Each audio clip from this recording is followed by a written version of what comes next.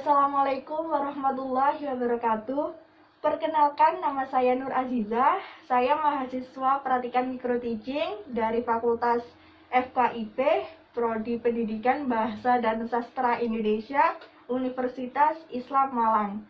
Hari ini saya akan praktek mengajar Bahasa Indonesia kelas 9 SMP, materi teks cerita pendek, di mana saya mengambil KD 3.5, yaitu mengidentifikasi unsur pembangun karya sastra dalam cerita pendek. Kemudian 4.5 yaitu menyimpulkan unsur-unsur pembangun karya sastra. Baik, karena hari ini masih pada masa pandemi COVID-19, jadi tetap belajar di rumah dan selalu pakai masker. Berikut ini praktik pembelajaran saya.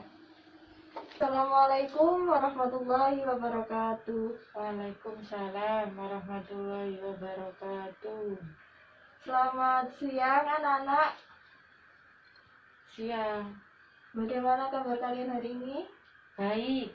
Alhamdulillah. Sebelum kita memulai pelajaran hari ini, marilah kita berdoa menurut agama dan kepercayaan masing-masing. Berdoa mulai. Berdoa selesai. Bagaimana hari ini, ada yang tidak masuk?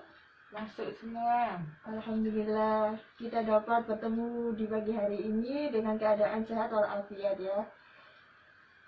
Sebelum kita masuk ke pembelajaran hari ini, saya ingin bertanya dulu, apa kalian masih ada yang ingat kemarin kita belajar tentang apa?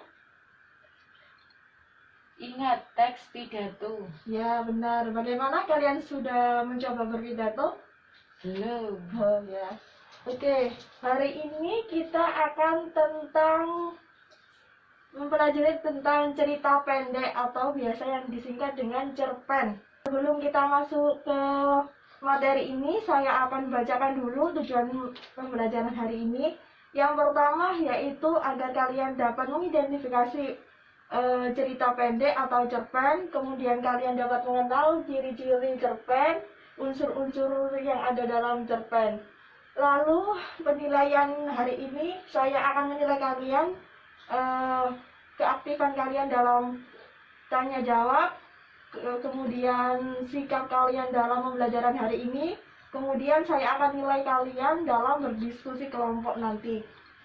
Oke, saya ingin tanya ke kalian semua, sudah pernah membaca cerpen atau menulis cerpen? Belum.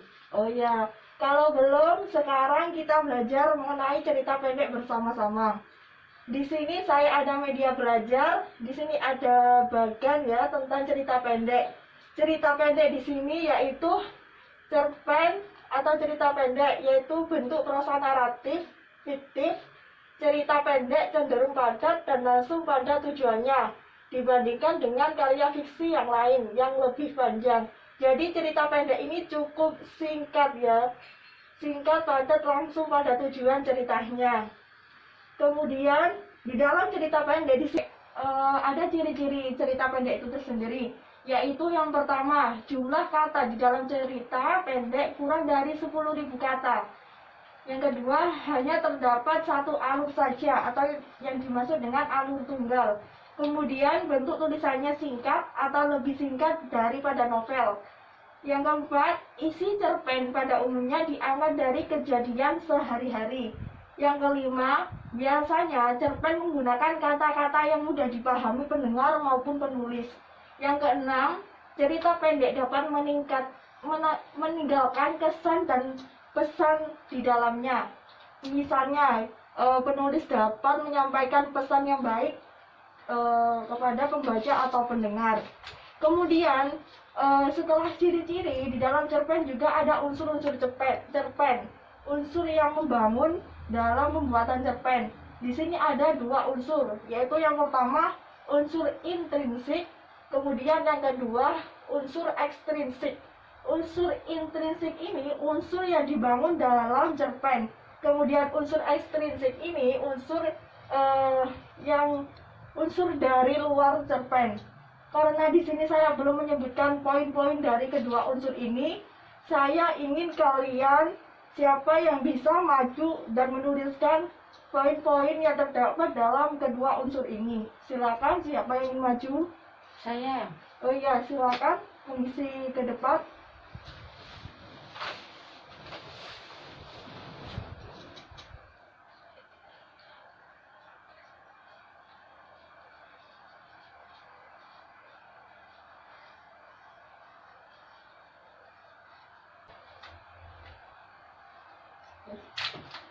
Sudah? Sudah. Ya udah, silakan duduk kembali.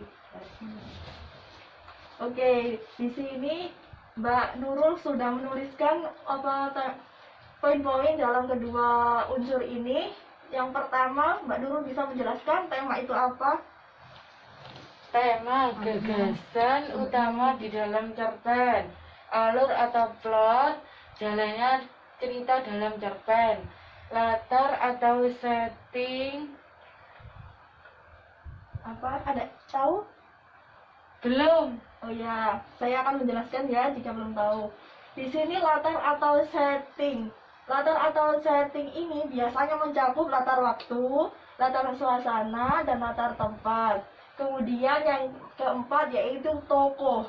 Tokoh ini pelaku yang berperan dalam di cerpen itu. Terus yang kelima yaitu penokohan. Penokohan ini watak yang diberikan oleh penulis kepada tokoh atau pelaku. Kemudian yang keenam ini ada sudut pandang. Sudut pandang ini sudut pandang penulis dalam cerita pendek. Kemudian yang ketujuh gaya bahasa. Gaya bahasa ini bahasa yang digunakan penulis untuk menyampaikan ceritanya kepada pendengar atau pembaca. Kemudian yang terakhir yaitu amanat. Amanat atau pesan seperti yang dalam ciri-ciri tadi, yaitu pesan atau pesan moral yang disampaikan penulis kepada pembaca atau pendengar. Lalu kita lanjut ke unsur ekstrinsik. Unsur ekstrinsik ini ada 3 poin, yaitu yang pertama latar belakang masyarakat.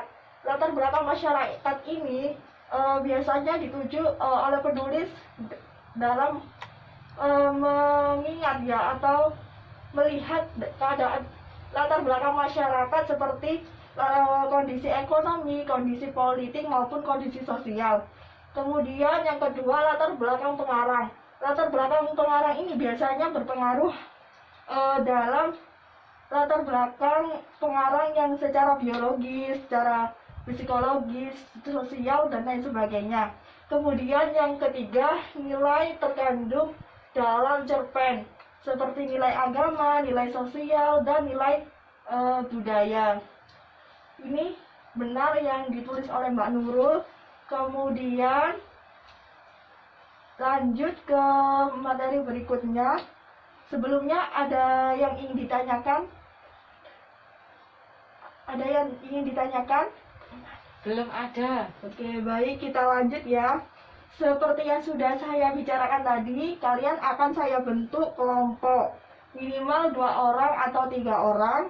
Nanti karena kalian sebelumnya sudah saya kasih tugas ya untuk membaca cerita pendek pilihan saya kemarin yang berjudul Doa yang Mengancam oleh Jujur Prananto.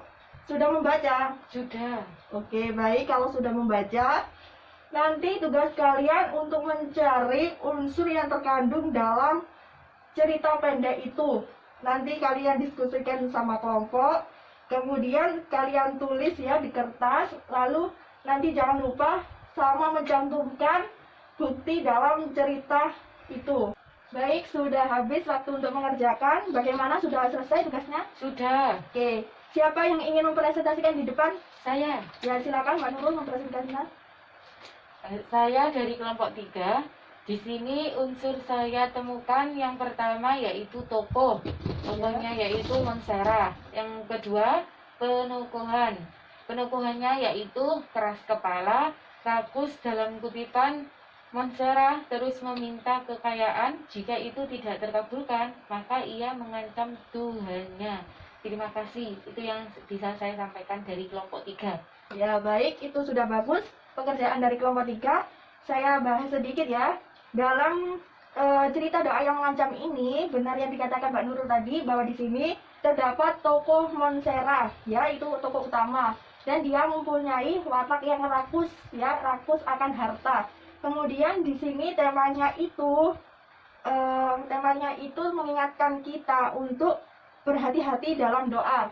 Kemudian di sini amanat yang disampaikan yaitu janganlah kamu sekali-kali mempermainkan doa, karena di sini Monstera terlihat sangat mempermainkan doa. Dia selalu mengancam Tuhannya jika permintaannya dia tidak terkabulkan sama sekali. Oke, baik, pelajaran hari ini cukup bagus. Kalian bisa menentukan unsur-unsur yang terdapat dalam cerita pendek yang sudah kalian baca. Sebelum mengakhiri pelajaran hari ini, saya ingin tanya dulu kepada kalian, apa sih tadi ciri-ciri dalam cerpen? Ada yang bisa menyebutkan? Saya. Ya, silakan. Yang pertama, jumlah kata di dalam cerpen kurang dari 1000 kata. Ya. Yang kedua, hanya terdapat satu alur saja atau yang bisa disebut dengan alur tunggal. Ya, bagus. Kalian sepertinya sudah mengerti ya hari ini. Oke, sebelum saya mengakhiri pelajaran hari ini, saya akan memberi tugas kalian untuk minggu depan. Tugasnya yaitu kalian membuat cerita pendek tulisan kalian sendiri. Nanti minggu depan kalian kumpulkan dan kalian bacakan, kalian presentasikan di depan kelas. Siap? Siap. Oke. Baik, itu saja mungkin pembelajaran hari ini. Sebelum kita akhiri pembelajaran hari ini, semoga pembelajaran kita dapat bermanfaat untuk kita. Semoga kalian menjadi orang yang sukses. Amin. Oke, berdoa menurut keyakinan dan agama masing-masing dimulai. Berdoa selesai. Selamat jumpa, bertemu kembali besok. Assalamualaikum warahmatullahi wabarakatuh. Waalaikumsalam warahmatullahi wabarakatuh.